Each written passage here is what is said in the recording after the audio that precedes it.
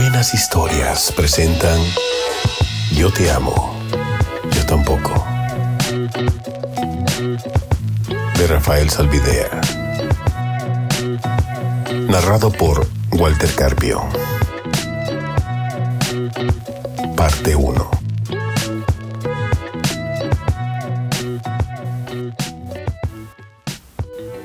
Lo primero que me gustó de ti fueron tus piernas.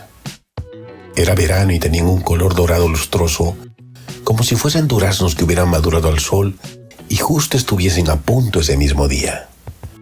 Verlas y desear besarlas, lamerlas, recorrerlas con la boca, humedecerlas con los labios, descubrirlas a pequeños mordiscos.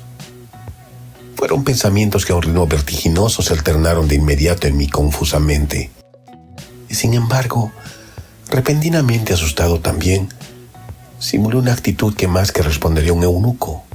Cuando por fin encontré el valor de hablarte, te traté como alguien cuyo cuerpo recién comenzaba a partir de un tronco, y me fuera imposible siquiera bajar apenas la mirada más allá de tu cintura, como si inevitablemente me fuese a delatar en mi más íntima convicción, inexplicablemente vergonzosa, que esas piernas eran los atributos más eróticos que había visto hasta entonces en mujer alguna. Me acordé de un comentario que le había escuchado hace poco a Gato Pardo. Él, que se las daba siempre de hombre de mundo, aunque como todos nosotros aún no hubiese salido nunca de Lima. Para ciertas culturas orientales, el que las mujeres anden por las calles mostrando sus pantorrillas es tan obsceno como andar por aquí con las tetas al aire. Había dicho. Y su frase suelta había bastado para alimentar toda una tarde las pasiones más encontradas de una discusión de machos, además de borrachos, pero sobre todo de aburridos. Al final, con un liberalismo de lo más hipócrita que para nada me pertenecía, pero que yo quería reivindicar por puro espíritu de contradicción, no quedó nada que me pareciese realmente obsceno. Todo nudismo lo encontraba ejemplar, y como modelo citaba Múnich. Lo acababa de hojear en un Stern de mi dentista, aunque no hubiese entendido ni siquiera las leyendas de las fotos. Ahí hay un parque en pleno centro de la ciudad en que la gente puede pasearse en pelotas si les da la gana, y hasta acariciarse delante de todos si les apetecía. Y eso no choca ni siquiera a las viejitas emperifolladas, que también lo frecuentan llevando bolsitas de migas para las palomas. Había sostenido yo, con una convicción inquebrantable entonces, pero ahora, frente a la desnudez de esas extremidades apenas cubiertas por la más minúscula de las minifaldas, le hubiera dado toda la razón a Gato Pardo y a los musulmanes. Piernas así no eran algo que se podía mostrar sin ninguna impunidad. Mostrarlas era un escándalo, una provocación, sobre todo para mí. Precisamente, que me sentía totalmente fascinado por ellas, tanto como para seguirlas a donde ellas buenamente me quisieran llevar, al cielo o a la peor de las perdiciones. Dispuesto a abandonarlo todo, en fracciones de segundo me habían convertido a su religión. Síntesis de todas las religiones, el camino directo al nirvana, al final del túnel, a la verdad eterna e indisoluble. Con esas piernas me era plausible una demostración irrebatible y sobre todo palpable de la existencia divina. Pero esas piernas ya no te las miré más, repito. No por lo menos mientras tú me estuvieses mirando a los ojos haciéndome soportar la peor de las pruebas. Conversarte simulando indiferencia, conteniéndome para no caer de rodillas al suelo y alumbrarte 2 velas totalmente convertido a tu adoración. Sé que cuando escuches esto te reirás.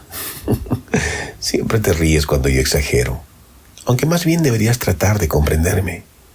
Intentar un poco meterte en mi pellejo, aun si cuando para eso tuvieses que convertirte en hombre, volver a tener mis 19 años de entonces, y haber sufrido como me hiciste sufrir a mí viéndote a ti.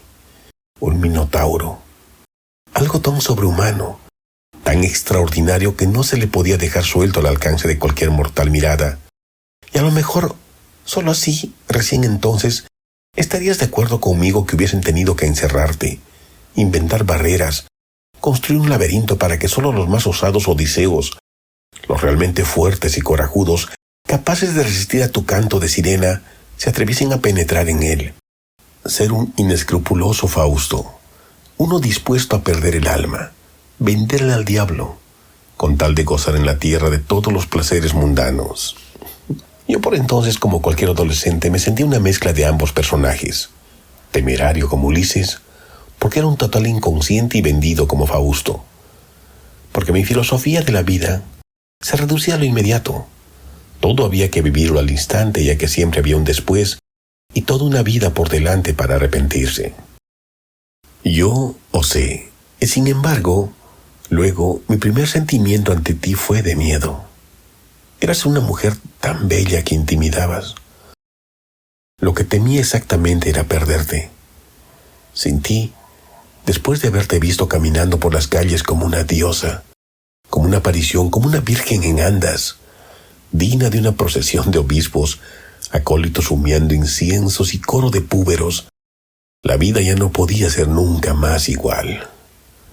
Verte y devenir de inmediato, adicto a ti, era uno y un solo acto. ¿Qué otra cosa podía ser luego la vida sin ti? ¿Qué otra cosa que un nudo en el estómago, una gripe infinita, una jaqueca eterna, una migraña incontenible? Solo viéndote, siguiéndote y extasiándome contigo, la vida podía trascender. Tener a partir de entonces un sentido. Me daba miedo además que tú, siendo tan divina, no hubiese algún otro más arriesgado que yo. No, ¿qué digo? Que no fuesen cientos, no fuesen miles, no fuesen todos los hombres que recorrían la calle en ese instante con tan solo verte caminar delante de ellos. No estuviesen dispuestos a inmolarse por un beso o una mera sonrisa tuya. Porque no solamente eran tus piernas, la tortura continuaba. Tus ojos eran todavía más mortíferos.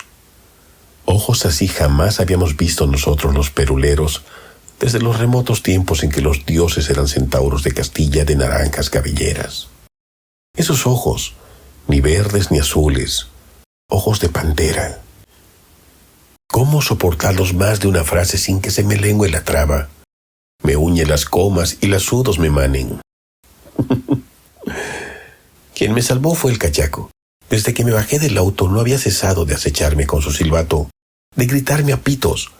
Le acompañaban en sus piterías las bocinas de varios autos y no era para menos. Simplemente me había bajado llevándome las llaves del auto y lo había dejado ahí, en medio de la calle, delante del semáforo. Pero es que tú cruzabas un parque, te me perdías de vista y de mi vida para siempre. Corrí y alcancé a tomarte del brazo suavemente. Te sorprendiste y me miraste molesta a pesar de mi sonrisa desamparada. No sé qué te expliqué, pero igual daba. No hubieses comprendido ni te interesaba saberlo, pues lo único que querías era conseguir un taxi del otro lado del parque en la estación. Estabas apurada y ya te hubieses ido de no ser por el policía, como ya dije. Él me gritó, me trató de loco y yo acepté los improperios, pero echándote la culpa a ti. Desde que te había visto ya no podía ser yo otra cosa que tu sombra. Tenía que seguirte a donde tú fueses. Tú también me gritaste. Coincidiste con el agente en que me faltaba un tornillo. Bueno, pero tú no tenías tiempo para discutir y menos con gente que no conocías. Yo te llevaba, propuse, a donde quisieras. Era tu chofer, tu esclavo. Yo estaba orate, de remate. Tú te ibas, yo te seguía. Pero oiga, ¿y el auto? No se va a quedar ahí abandonado.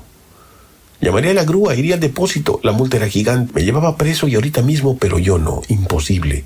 Yo era tu sombra, inatrapable, indivisible, inseparablemente tuyo. Era a ti a quien tenían que pedírselo. Milagro. El agente se rió y se convirtió en mi cómplice. La señorita tenía que hacer un esfuerzo y comprender.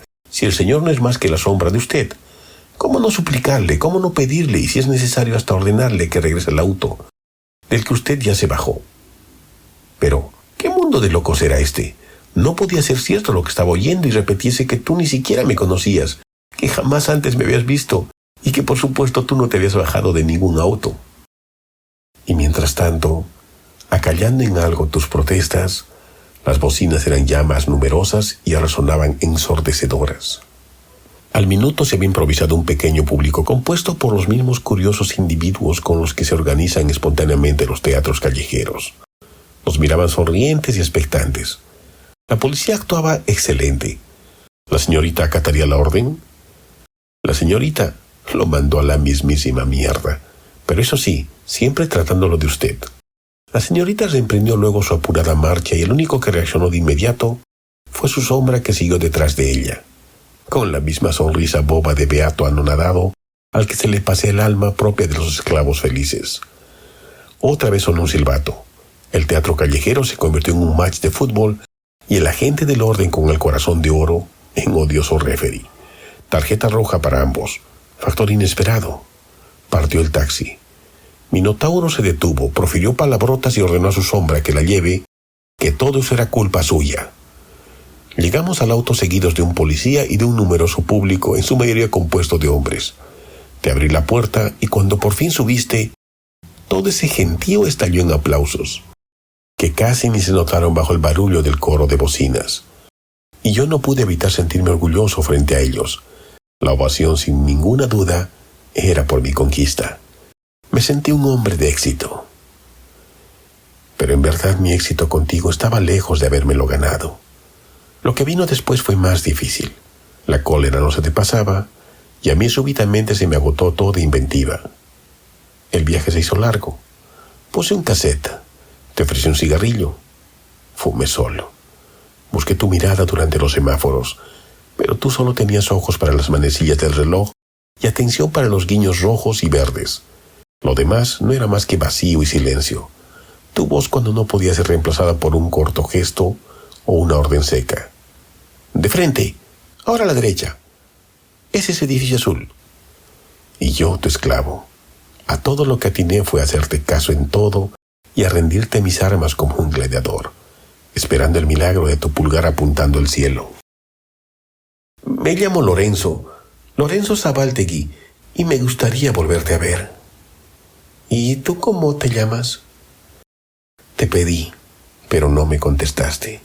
Concentrada como estabas en bajarte apurada, y ya estaba yo por rendirme ante la evidencia de que no había logrado nada con haberte obligado a que vinieses conmigo cuando, justo entonces, ocurrió el momento mágico, el segundo irrepetible, el instante trascendental en que algo se cristaliza. Cambia de estado. Juntando tus libros me miraste a los ojos con tus ojos de pantera. Estoy llegando tarde y hoy es día de matrícula.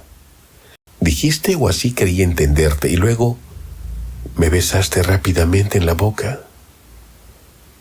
Después ya no te vi más. Desapareciste. Te tragó la puerta de vidrio del edificio azul y yo quedé ahí, clavada en mi asiento, como si ese beso hubiese sido una aguja de acupuntura que me llegó hasta la médula, inmovilizándome, pinchándome como la mariposa de un entomófilo coleccionista. Seguro de que era un beso cualquiera, uno de esos que tú dabas entre amigos cuando se despedían. Me imaginé, pero a mí, por el efecto de ese beso se me transformó la vida. Fue asomarme como por encima de un muro, empinado y por fracciones de segundo, a una sensualidad de la que yo ni siquiera sospechaba que existía. Tuve un atisbo de la experiencia para mí hasta entonces extraña, de una ternura que al mismo tiempo era desosejadamente sexual, y con tal de experimentarla de nuevo, no me importaba el precio que tendría que pagar. Estaba dispuesto a todo, a cualquier cosa, a realizar cualquier proeza caprichosa que a ti se te ocurriese. ¿Me hubieses podido pedir que me viniera desde la colmena hasta la herradura, pero gateando, por ejemplo? ¿O empujando un ropero? ¿O que me emborrachase con licor de huevo hasta morir? Como ya me había sucedido una vez y efectivamente me había muerto y 3 días después, sin embargo, había resucitado porque entonces solo contaba con 15 años y mi hígado era aún de acero inoxidable.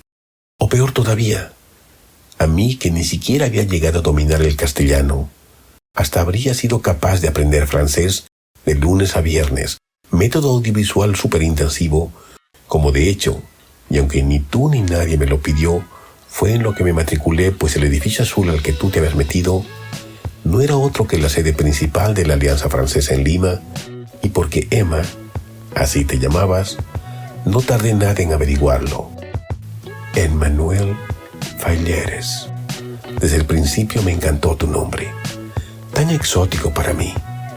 Trabajabas ahí y eras tú misma la que se encargaba de todas las matrículas.